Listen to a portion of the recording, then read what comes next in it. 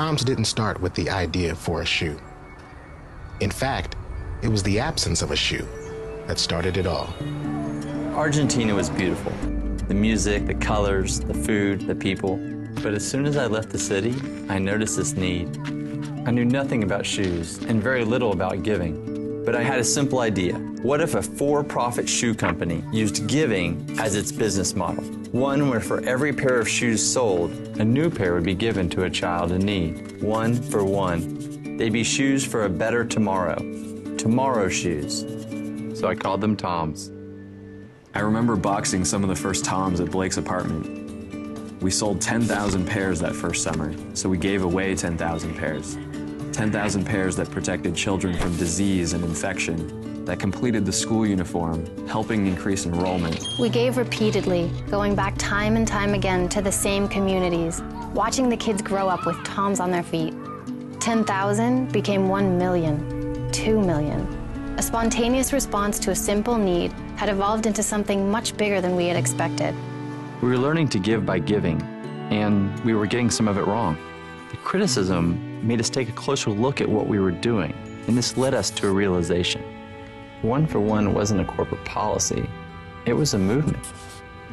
We weren't a shoe company at all. We were a giving company, and this changed everything.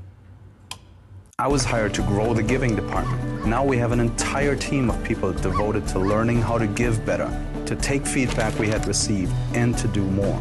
We designed new giving products, winter boots for colder climates, sneakers for play in our city streets. We evolved from just providing aid to supporting economic development. We partnered with factories in Kenya, India, Ethiopia, hired artists to hand paint shoes in Haiti, and made a commitment to produce 1/3 of our giving shoes in local markets. We work with local NGOs to deliver shoes right up to the last mile. But we saw that the communities needed more. They needed wells, prenatal care. There was malnutrition, devastating diseases caused by shoelessness. So we dedicated a percentage of our sales to help and took on podoconiosis as a personal cause, funding clinics devoted to eradicating the disease. And then we saw another need. We took our learnings from giving shoes and applied them to sight. It was a new way of looking at One for One, not just giving a product, but helping restore sight through surgery, medical treatment, and prescription glasses. It's about pairing one person making a purchase with one person in need. It's about a simple transaction changing a life.